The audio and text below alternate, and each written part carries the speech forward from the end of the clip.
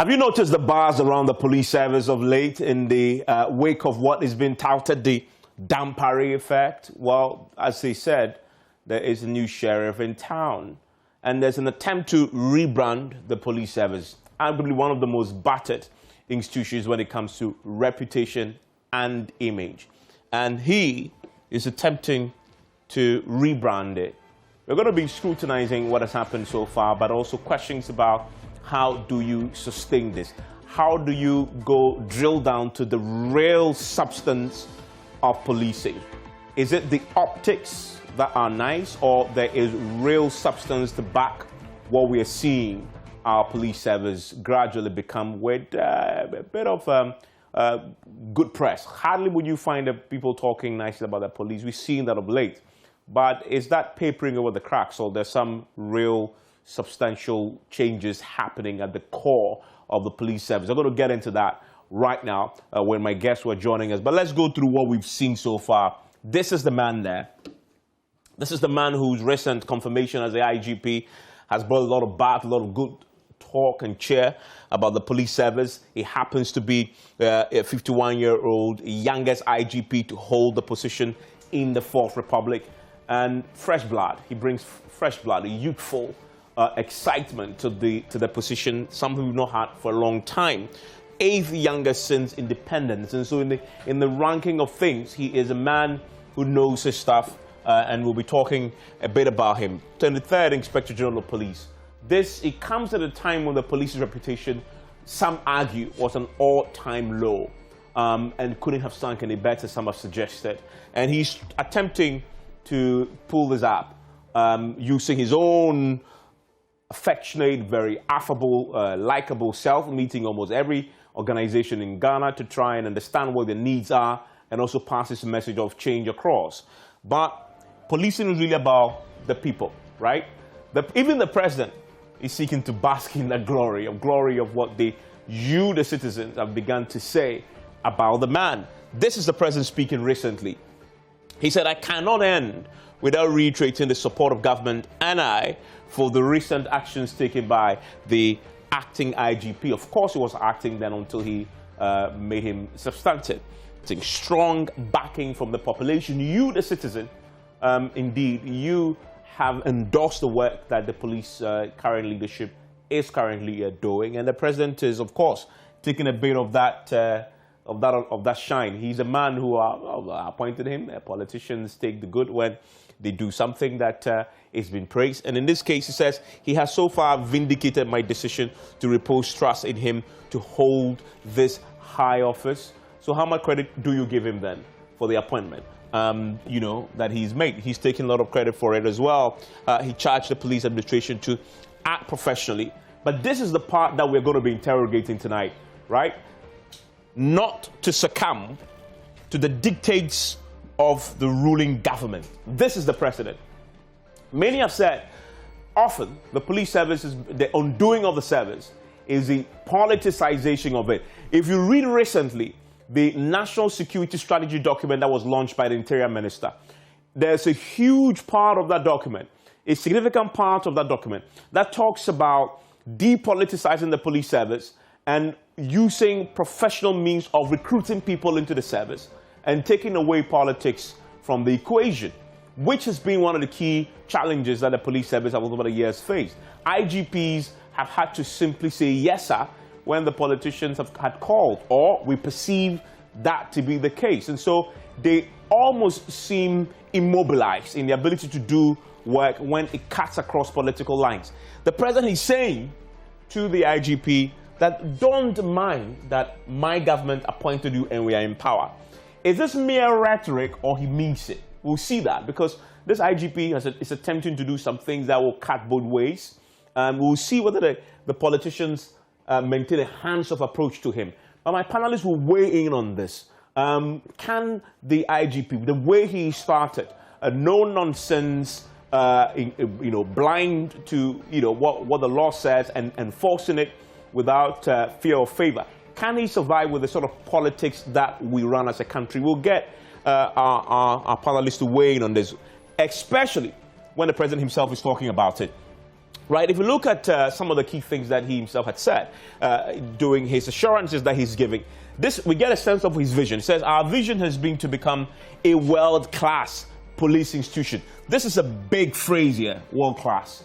World-class means you want to rub shoulders with the likes of the NYC Police Department, right? The New York Police Department. That is a big step, a big ambition indeed for him, right? Can he do so? Because world class is world class. There's only one standard for world class. If you are in a tiny little country called Ghana, you want to run a police service that can rival the likes of the New York Police Department, which is world class, by the way. What does it take? Is this bravado? And what really does it take to do it beyond the optics? We'll get into that. He also says police service is poised and focused on attaining this vision. How is a big question we'll get into tonight. But we've seen a few things that makes the police look good. Because listen, in addition to the substance, and we'll get to that, what the substance is there substance to back the form that we are seeing? I'll get my experts to weigh in on this. But one of the things that we've seen is on the streets is that this, very inspiring, reassuring presence of police officers neatly dressed with canines on our streets. We've seen that roll out under him. And indeed, they said that the initiative is the visibility of the personnel, improve intelligence gathering, tracking of contraband goods on our streets. And then we've seen also policemen on horseback, again, to augment other patrol duties, such as the motorbikes patrol, visibility patrol, and others that we've seen. You go to London and the UK, you see that a lot. Then, of course, it comes to the investment, hardware that the government is also putting in. The helicopters, we understand, have arrived and have taken delivery of 2 Giselle light attack helicopters and 1 Airbus 350 to commence air patrol. So we're going to possibly see very soon police choppers in the air responding to crime scenes. Shuttle service, again, this introduced by this current IGP, that is going to convey police officers, making their work a bit more easy, especially those that live in other areas. Now, tonight, when we advertised this particular program, a few of you got in touch after they've seen the flyer around and what we're going to talk about. People are observing, by the way. Citizens are observing. And I want to show you a picture that somebody sent to me on WhatsApp. And this is a screenshot I took on WhatsApp. Let me enlarge it for you, right? I was on air when this got to my phone. You may not see it, but this is the message that came with it. It's a picture. And somebody had taken this in traffic. It says the IGP is very disciplined, staying in the traffic at Aviation Social Center now. And watch the time. This is the timestamp here on WhatsApp. 6:53 is when this picture was taken by this audience member who had seen the flyer and sent to us. So 6:53. And by the way, this is GP1. How do I know and how does she know is IGP? The IGP drives a police vehicle with the number plate GP1. And so the assumption is the IGP was in that car. Even if the IGP wasn't in it, the driver knows that without my boss, I still need to stay in traffic. He wasn't using his sirens. He wasn't flashing the blue and white lights. He was staying in traffic like everybody else. And a citizen in traffic captured it and said, I think you're going to discuss this. I've seen you discussing this. This is what I've just seen the IGP do in traffic. This is the form. This is what inspires the citizen to say, well, we're seeing a different police service. How much of a big deal is stuff like this? My guests are joining me to discuss on PM Express. Stay with me.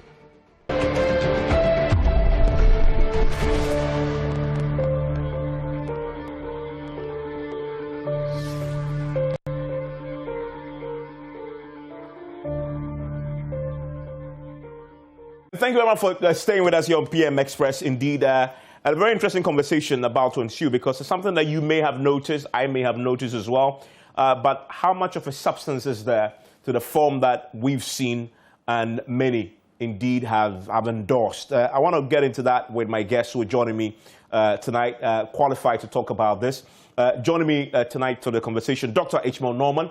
He is, of course, a security analyst, and I'm grateful that he can join us. Also joining us, Colonel retired Festus Abwaje, also a security analyst. And recently, the civil society organizations met with the IGP he's been meeting many groups, and the civil society organizations met him.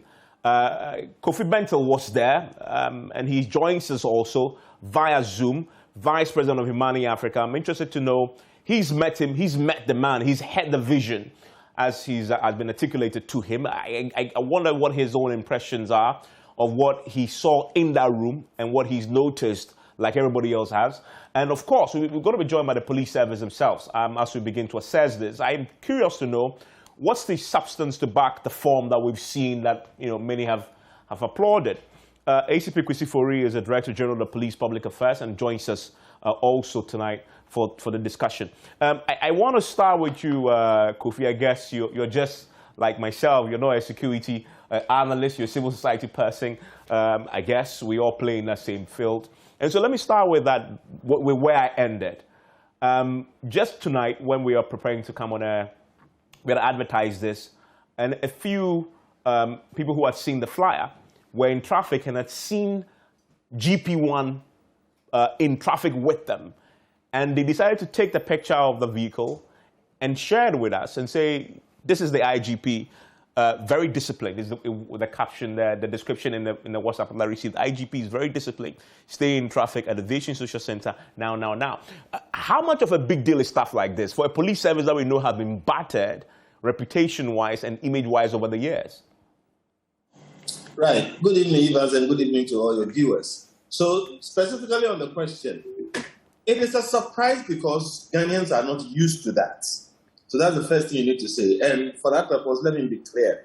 The IGP is one of the few people, there are less than 10 people in this country who by law have the right in law to drive through traffic with a motorcade. All right? But if you know IGP Dampare, or if you knew him before he ascended to his position presently, you will not be surprised. So the surprise is with those who don't know the man, okay, and think that, well, this is so different. And honestly, it is refreshing. So yes, he has to be commended for it, but what needs to be said is that this is the man. Some of us who knew him before wondered whether he would change. In fact, I have had somebody actually debate me on this issue, that it is not safe for him to be driving in traffic with the rest of us. It's a security risk and all kinds of things that were said. And I said, look, there are many things that you can give yourself as an excuse to do this or that, but you find a man's character or his true nature, okay, when he handles power and how he uses it. I think that he's taking very good care of his security, but he has elected that it is a more important thing to set that example. And we should not expect that it will continue forever and ever, amen. But he's setting that example, and I think the message he's sending is good, is going down. So indeed, it is a refreshing difference from the norm. In this particular case, he doing it, or the people who did it before him, were not necessarily doing anything wrong, but it is a revelation of the nature of the man who has now become IGP. And I think that the reactions are positive, and I think they are good. I encourage him to continue. He shouldn't change, okay? And, wish him all the success that he can get. I mean, Dr. Norman, are we exaggerating the Dampare effect based on what you know our police service to be and what it is now? In a way, yes, because it's a love affair, which is a very new kind of love affair. And when people fall in love, initially they exaggerate everything.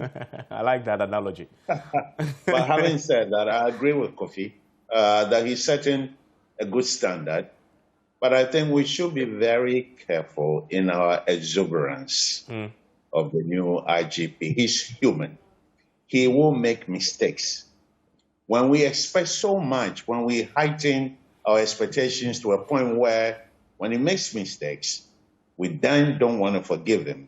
I'm quite worried for him because the moment he makes a mistake, boy, the noise will be heavier than it is now. I mean, let me put that to Colonel Festus Abadi. Colonel, you've studied the architecture of the police. You've talked about it for years before Dampare came in. Based on what you know and what you see now, what do you notice has changed? Or has anything changed in your view at all? Thanks for having me. Let me start by commenting on the his attitude of staying in traffic just like every citizen. He's setting the example. He's being transformational in his leadership. And in this whole debate, it's about the quality of the leadership that he's bringing to the service and to the nation at large. The examples that we've seen in the past were not very encouraging. And I'm afraid that if it had continued any longer, there may not have been any police service to talk about. And indeed, law and order, and by extension, security in this country, there would have been something to worry about. What is happening is that he has landed on the scene, and immediately he is sending out signals strongly about his style of leadership. And we can all bear testimony to that. Officers, men and women, in virtually the same positions, overnight, their public information discourses have all changed.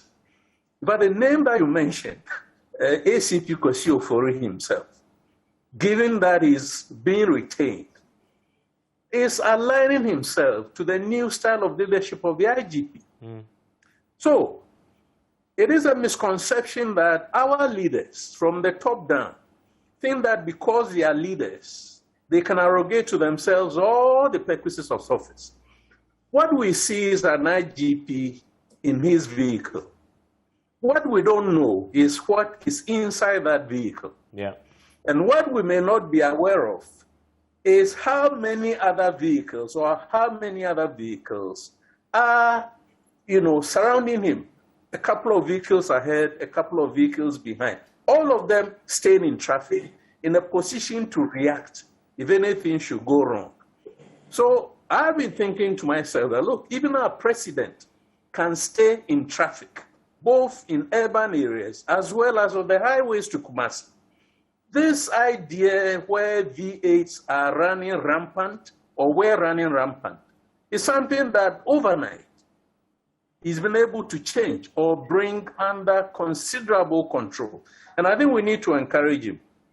Now, I'm not worried at all because everybody who knows him, I don't know him. I knew him a couple of times in peacekeeping circles when he was commandant of the police peacekeeping college at Winneba. I've met him maybe 3 times. But those who know him very well are saying that this is what he is. So he is rather living to the expectation of who he is. So Ghanaians would have been shocked if he landed in this seat and all of a sudden he was doing something else that he was not used to be doing by those who knew him. I will encourage him, and I don't think he's got anything to fear. I've said somewhere that even if tomorrow, for what he might have done or may not have done, the president says that he must go home, assuming he will go home with his chest out and his head high because he has lived to the expectations of Ghanaians. And that is why he is there as the IGP. He is the IGP of the people, the state. We are his customers. It's not a political class, whether in government or out of government. So I think we need to encourage him. And I want to say that I don't have any fears at all. Yeah. He should do the right thing, and he'll be commended for it. I mean, Mr. Bentel, you were in a room with him for a few hours recently. Did you come across feeling there is there's substance to the form? Absolutely. There was no doubt about that there is substance to the form. And you see, some people say speak softly but carry a big stick. IGP Dampare is very calm. He speaks very softly. One of the things I've learned in leadership is that when people are confident about what they are doing, they do not act wildly. They don't make bombastic statements or all kinds of things. They are calm, they are collected, and they consult widely. The reason why they consult widely is also because they have the confidence in what they are doing, and they do not fear that somebody will misconstrue their consultation as ignorance or not knowing what you're about, or not being sure of yourself. This IDP is extremely clear in what he wants to do. but he is consulting widely so that he sends the message. Then, if later you find him doing what he's told you he's going to do, you are not surprised. He's also keenly aware of the kind of environment he's in. And, even when he started, people were surprised here and there. And honestly, not much that he's done is really surprising. The man has just arrested people who are breaking the law. And it's surprising because in the past, people just broke the law and nobody minded. Okay? So he does not want a situation where doing the ordinary continues to be extraordinary. It puts too much pressure on him. It puts too much focus on him. And people even question his motives. People are saying now he wants to be a celebrity. When he arrested a few musicians, he says he wants to be a celebrity IG. So those consultations, in a sense, are a leadership tactic to send a message that, please, if you find me doing my job, don't really give me too much credit. It's just my job I'm doing. And don't be surprised if people before me did not do the job the way, they wanted me to do it. And sitting there with him, based on a few of the things that we've studied, I could see him go through some of these leadership routines. He gave, for the first time, he made it a point to tell all of us sitting there that he is not the person to take the credit for what is going on. And he had his men lined up there, senior police officers lined up there. And, he pulled a trick that we in Imani were laughing over, that the IGP actually got civil society leaders to stand up, salute and clap for his men. All right? He did it in a very nice, a very polite way. But after he'd done that, when we were doing the analysis later in the office, I told him, hey, boss, you actually let us stand up and salute and clap for your people, because he was giving credit to them. He was letting them know that, look, it is you and me in this boat, and I don't want to take the credit alone. I want people to know that you are the people doing the work. And he voiced it out. So these meetings are not by any means, publicity for nothing. He has a plan. He seems to be going by the plan. Like Uncle Festus has said, I'm not sure. Ishmael Norman, Dr. Norman. Yeah, Dr. Norman said that, look, he will make mistakes somewhere down the line. I do expect him to make mistakes. In fact, one of the things about leadership is that if you are not making mistakes, then you are not trying hard enough. If you are not making some mistakes, then you are not pushing the edges hard enough. All right? So we are not saying you should just go out and make mistakes, but all of us are expecting that one of these days he will make a mistake here or there. But he has shown that he is also not afraid, if he makes a mistake, to consult, to seek help, to ask people. And that is what he did with us, CSOs. He asked us, what do you think about, this situation going on with the parliamentarian, for instance? Okay, is there anything you want to advise me about? Is there anything you want to tell me about? And all of us shared our views with him. As it turned out, he was absolutely right in what he was trying to do. So, indeed, he gave a signal, and the signal is that I am going to do this job and I'm going to do it well. If I do it well, do not be surprised. He made a point of saying to all of us that he's going to arrest the big men who break the law, and not just the little men and the weed smokers who break the law. All right? And if you arrest the big man who's broken the law, please know that he's just doing his job. That sends a signal to me and to everybody that if you get arrested, don't call anybody. All right? After that, not long after, a policeman stopped me. There was some... Yeah. They stopped me, and then there were a few issues, and I explained myself, and I didn't go and say I'm a lawyer, whatever it is. I tried to do my job and whatever it is. I didn't raise the fact that I know the IGP, I'm going to call anybody, whatever it is, because I know if I call IGP Dampare, I'll be dead. Okay, and that is the signal you need to send. Okay, so everybody is careful what they are doing. By the way, I'm laughing only because it also happened to me on the weekend. This past weekend, a police officer stopped me. I had Dampare's number, obviously. I could have called him. And he asked for my license. And I gave him the license. The thing he said that struck me was, Chief, now saying the new IGP now banning, I say, and he actually said that because of the new IGP, he has to stop me. And I was not doing anything, but he has to stop me. And I had to produce my license to him. He checked it. I was fine. He says, on you go. But his reason for, of course, he saw me in my car, so he thought, oh, this is a big man. So you let me try and explain to him, what we are doing. And his reason was mentioning the IGP as a reason why he's doing what he's doing.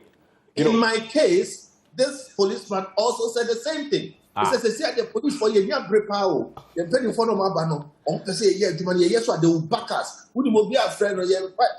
He was confident in what he was doing because he believed that he will be backed up. All right. And that is where this point about leadership being cause and everything being effect comes to play. No, the most important thing any leader at any level has to do is not to actually do the work. It is to send a signal and to make sure that when you are called upon, you fulfill the promise of the signal that you've sent. IGP Dampare has sent a signal already. And all the men on the street are energized about it. I know a lot of police people, and they'll tell you that, look, sometimes you are afraid to do your job because somebody gets called and you get into trouble. Today, we have the opposite. He just sent a signal, and it's not been too long. So we are all hoping that this will continue and hoping for the best. Dr. Norman, let's drill down a bit more, because let's talk about, fundamentally, his job will be measured on, is he able to reduce the crime statistics, the crime rate in the country? What people every day, security is going to be one of the biggest ways to judge him.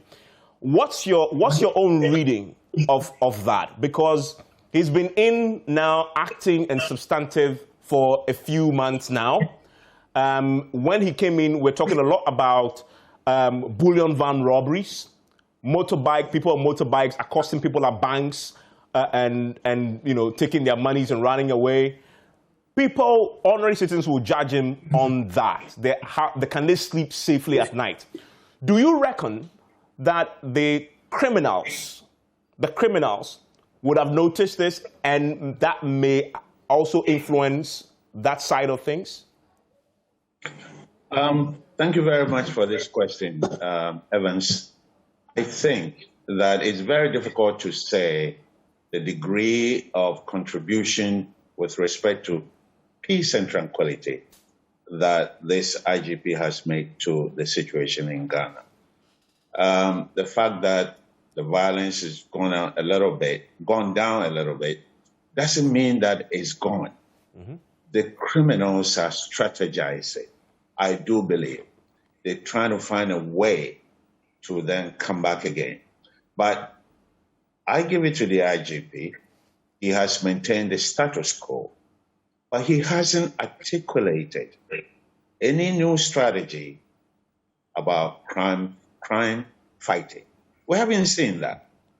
There are a lot of praise that is going to the IGP, and I ask myself, what is the basis of the praise? The way we appreciate professionalism is a little bit warped. Because upon what basis are you saying that that is so good, so this, so that? When, after the meeting with civil society, I started to call some commissioners, some police officers, the rank and file, and my information boils down to the fact that he is running a one-man show. He doesn't build consensus, and that is vindictive. And the police are very afraid. And so he's giving instructions even to crime investigators as to how to go about their investigation. Prosecutors as to go about prosecution. I understand that all crimes stop with the IGP. But if there is no initiative, if everybody is waiting for instruction from the IGP, then where is the professional? I am not particularly bowled over by the photo opportunities of the IGP, and I don't have anything against the IGP. I want him to do more. I want the criminal justice system to improve better than it is. But when you say you want to run world-class police institution, comes with a lot of responsibility, a lot of hard work, a lot of commitment. And I haven't seen that yet. Maybe we will get there. But for now, I believe that he needs to have a more open discussion with people in the organization. So far, we haven't seen or heard of any articulation about how he's going to improve the police, men and women, their life in the police service. I don't want to hear about IGP because he's not the police service. He's just one man. And when you run a service, an organization, on the strength of only one man, you don't have a sustainable organization. So I want to see a more sustainable approach. And I'm not criticizing the IGP. This opportunity is a period for learning, for information that the people around him may not tell him. Because I don't work for him, I can speak freely. Because I wasn't invited, I would have told him right in his face that calling civil society organizations is not the job of the IGP, even though it is a good community engagement. So I want to see boots on the ground being happy. I want to see boots on the ground being properly trained. There are police officers in police stations who cannot write any incident report. That community police men and women who are attached to these stations are the ones writing reports. Whenever you go to some of these police stations to report a crime, the police officers cannot write it. We have a lot of police officers who cannot read, who cannot speak good English. How do you create a world-class organization when we have all these liabilities within the system?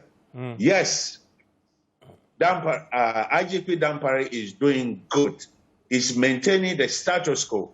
But I cannot assess to what degree of peace and tranquility in Ghana can be attributable to him. He needs to re-energize the research department of the Ghana Police for them to collect data to show us the incremental gain that has been achieved during his period of administration. So there are a lot of issues, and as you go along, I will stay in my corner. And when you ask me. Definitely. I want to quickly pick the thoughts of Colonel Fesson-Boadjeh on the points that you just made there about articulating a clear strategy that you say you haven't seen yet. What's your comment on that? Well, that may very well be the case. I haven't been to any of these stakeholder meetings, especially the one that my good friend Kofi was invited to. But what I'm seeing in all of this, or let me say that, it might have augured well for him, and it's not too late for him to enunciate that kind of strategy for internal consumption of the police leadership, which will seep down to the rank and file. And then for his customers, who by and large are we, the people. It's very, very important, not in very big English, and not in very elaborate ways, but in very simple terms.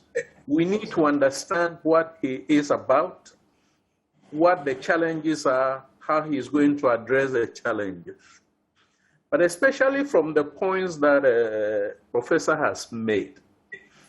Of course, I never rose to the equivalent position of the IGP. But in my little corner as a commander of a battalion in Ekomok, and especially in my role as the executive director of a Pan-African organization, what I'm seeing is that the IGP is saddled with baggage. He has come to meet a certain crop of leaders that he has very little to do about. He can't change them. He may change their positions, but he can't retire them. They've got to be there. The rank and file police officer, those who are saying that IGP Fufraba, we have a new IGP, it's precisely what we're told in the army not to do. That we don't go and say that the commander says. You see, you're a professional officer. So what are your values? What are your core values? This service with integrity to protect, to whatever it is. How do you understand it as a traffic police officer or whoever you are? You don't bring the IGP in. You are also performing your professional functions. So what I'm seeing there is that probably they are waiting, sitting on the fence and saying that you go and do it. Let me give you one example. I just happened to be on the police website. And guess what? The former IGP was the one whose photograph was there with the motto of the police service. Now, this shows that somebody has slept on the job for far too long.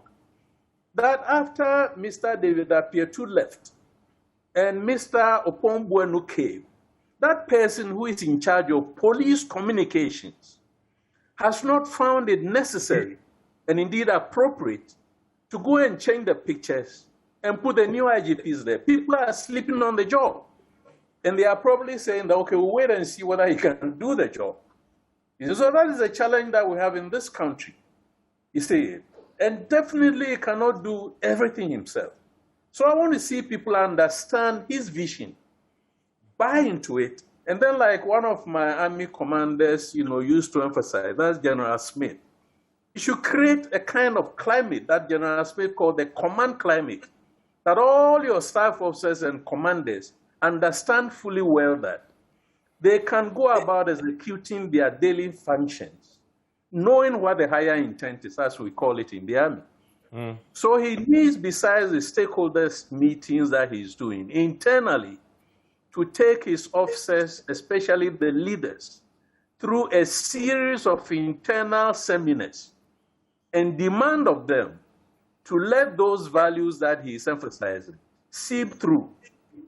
What is the term that former President Reagan used? Trickle down. Well, he cannot become, a police station commander and be dictating what it is. I mean, I agree with Dr. Norman, but if anybody is saying that the IGP is telling them how to write reports, then that police officer doesn't know how to write reports. That's what it is. But as I'm saying, the first point I made is that he is saddled with baggage that he hasn't got the prerogative, the authority, the remit or whatever to change. So he needs to very patiently, meticulously, but forcefully and firmly and fairly see how he can reorientate that police leadership. Otherwise, the main task has not started. And I think Dr. Norman and Kofi tease them out. Yeah. This crime that we can't seem to be able to deal with, the lawlessness that is very rampant, he's done well, but actually a lot of the work still has to be done.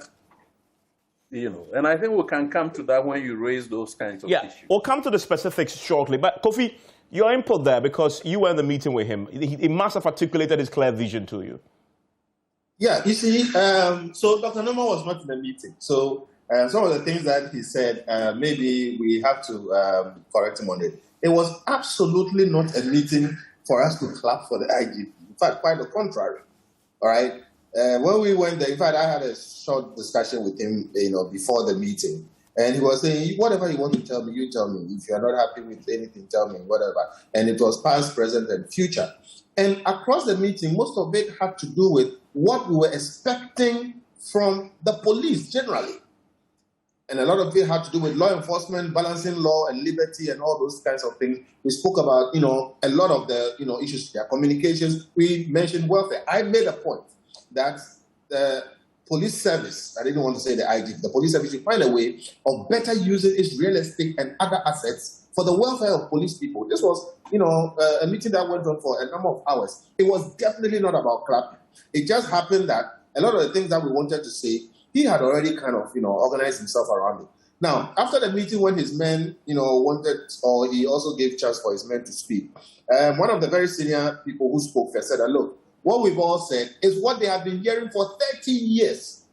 He said, we've been hearing this thing for 30 years. Now, I wanted to say that if you've been hearing this for 30 years, then clearly somebody is not performing, all right? But the point I want to make is that, Dr. Norman, be rest assured, we didn't go there to go and clap for him. Indeed, we went there to go and tell him what we hope he will achieve, what we have not seen, and what we hope with his start he will see. And clearly, in fact, it's interesting that you talk about how other people, perceive him. He's very much aware that he met the police force. He's been there. He is one of the most prepared IGPs. He's gone everywhere. Okay, so he understands how the police system works, and he knows what his people will be saying, etc. But he's very focused. And indeed, he actually mentioned that succession was one of the critical things he needed to achieve.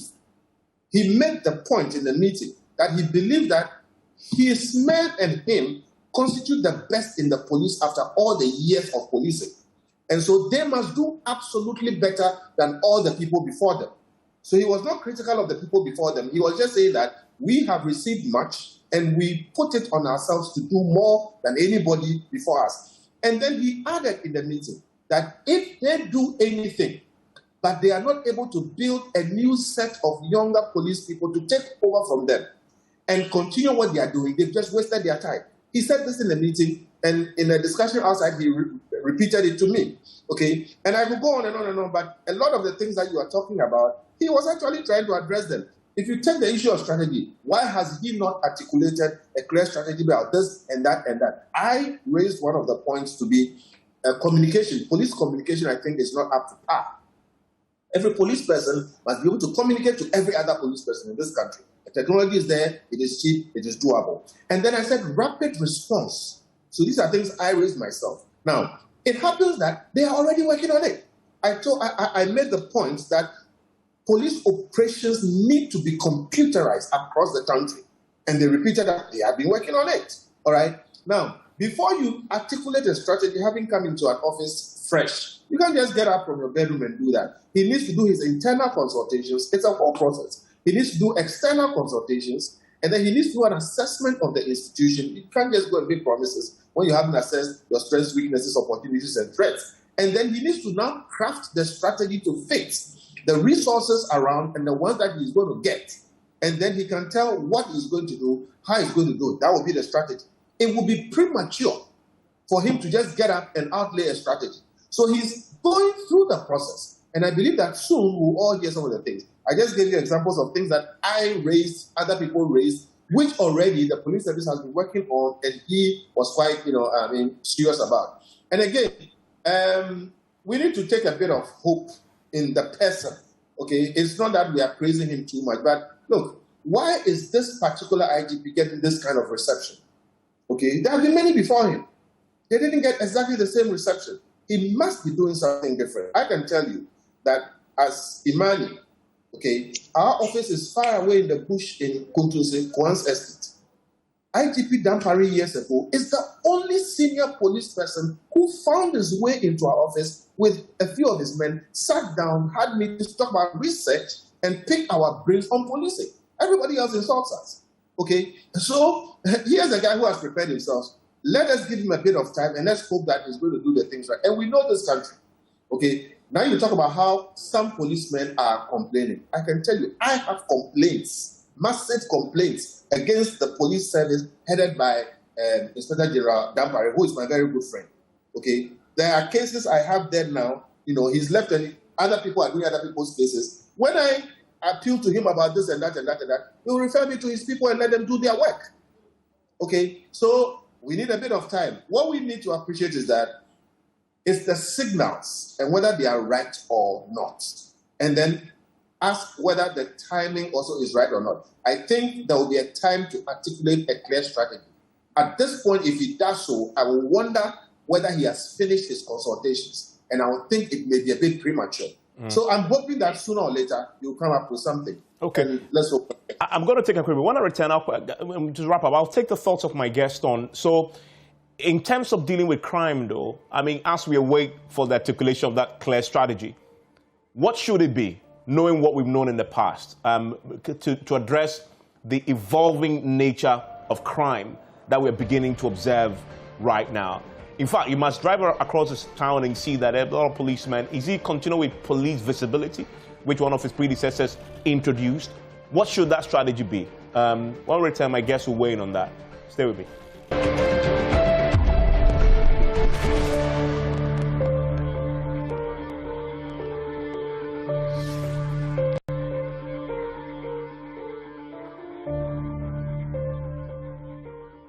My guest, Dr. Ishmael Norman, a security analyst, Colonel Festus Abwaje, retired, also analyst, and Kofi Bentel, Vice President of Imani Africa. We're hoping to speak to ACP Kwesi Furi, but we've spoken to him. He says he has an emergency policing matter that he needs to attend to, for which reason he isn't here. He would have been a great resource to try to explain what the thinking is within the service about the strategy going forward, beyond, of course, what we've already seen and talked about already. So let's get to that right now. Dr. Norman, you touched on that articulation of that strategy. I think we fairly know what the situation, the challenges are with the police service now and with the crime, nature of crime that the country is facing and the evolving nature of it now. What strategy will be best to deal with the current challenges that the police face based on your assessment? What should the strategy be? Okay, thank you very much. Let me say something to Kofi before we answer this question. Sure. I totally agree with a lot of the things that Kofi made, and I've been a fan. I know that he's a man of integrity. So if he's informing us all about what transpired, I take his word for it and wait and see. Now, coming back to the question, I'm going to say something that a lot of the security analysts in Ghana are going to be very upset with me, but let me say it. We have to stop securitizing every event in this country. Armed robbery at Wager is a localized event. It should not be securitized to the point where it becomes nationalized, to the point where it becomes a national security issue. Armed robbery in a locality should be looked at as armed robbery in a locality. So my advice, my suggestion to the IGP, just as he's been arresting prophets who are making claims about people's death and all of that, I think there should be some sort of self-control. And if they don't control themselves, in the securitization of emerging criminal events, the IGP should go after those people because it creates an unnecessary fear and panic. The second thing is that they have to increase police patrol. I know that the dog patrol has been there before the IGP came, but he should enlarge it. It should not be in the centers of the cities. The horse patrol is new to Ghana, but I don't see it anywhere else. And when I go to the center of the city, I don't see it either. I sometimes drive, because of the nature of my work, from here to OT Barracks, and I don't see it. In and out, 5 days a week or how many days I travel, I don't see it. So he needs to, get it done and spread out. Then I think, as of today, as we speak, Ghana Police doesn't have a composite document on community policing. Community policing is scattered in various standard operating procedures of Ghana Police, even though they make a lot of noise. And I get angry because when I'm looking for a document on community policing to assess the strengths and weaknesses, as a researcher, I don't find it. They don't have it. So these are some of the internal structures they have to put in place.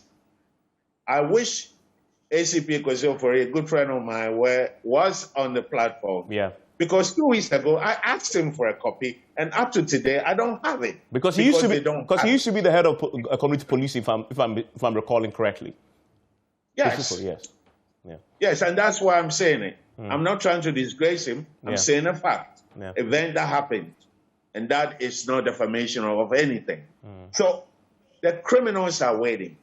Getting to the last quarter of the year, the propensity of crime, the incidence of crime, the frequency always goes up.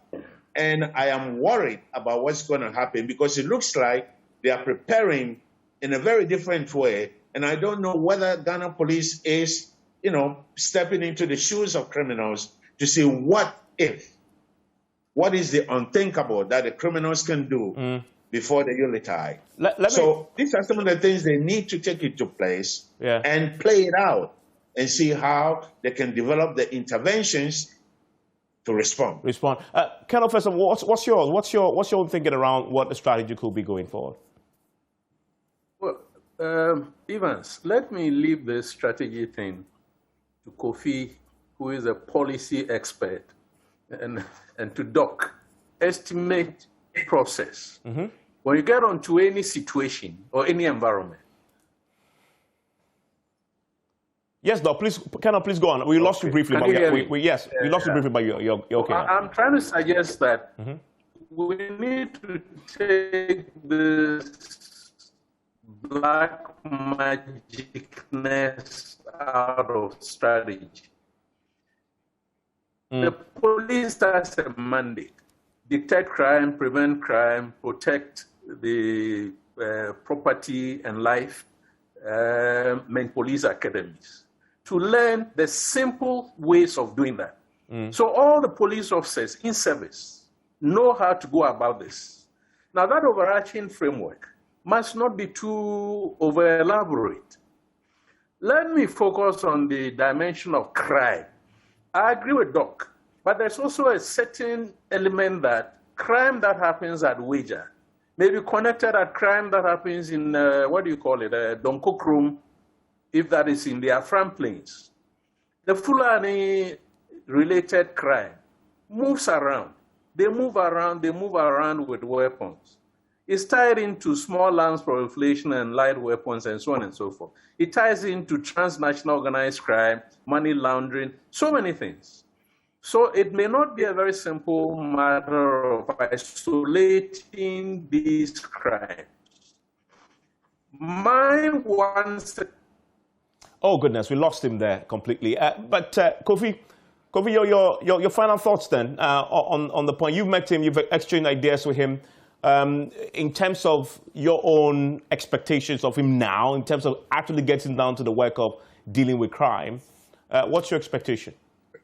As for expectations, I mean, if IGP Dampare remains the man I know him to be, then I think I have very high expectations. My only worry is that, look, without sounding too negative, we have a system or a society in Ghana which eats up good people. Yeah. So I really pray that he will be able to continue to do things and do it right.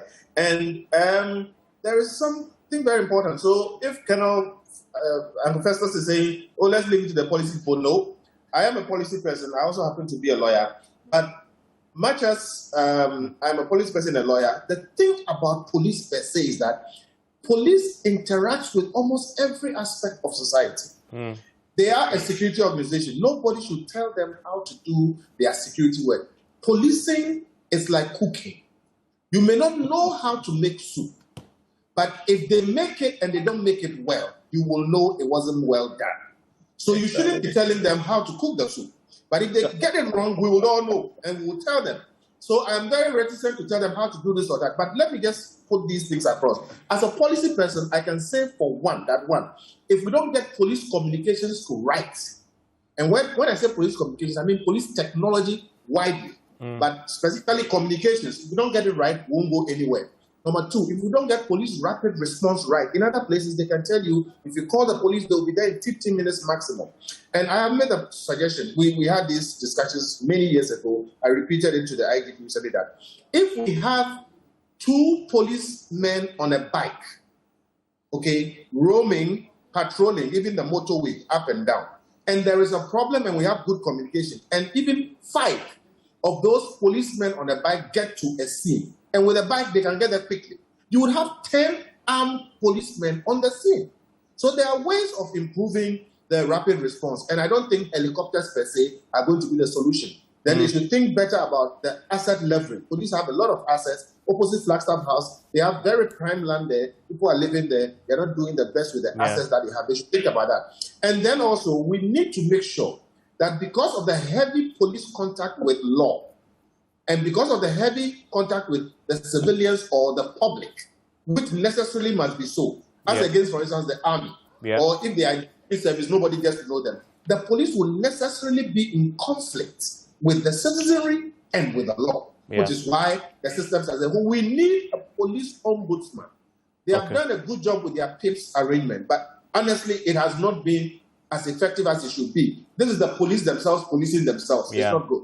We need to put that function in an independent ombudsman, as you'll find in other places, so that the police themselves know that there's a certain check on them. We think that, IGP Dampare has started well. We wish him well, and we will all do what we can to support him. But if he goes wrong, we'll be here to also advise. Thank you, gentlemen. I'm grateful that you joined me. We'll keep watching this space. We'll have to come back if issues come. And, of course, to assess more with your own input as citizens, of course. Enjoy the rest of your evening, gentlemen.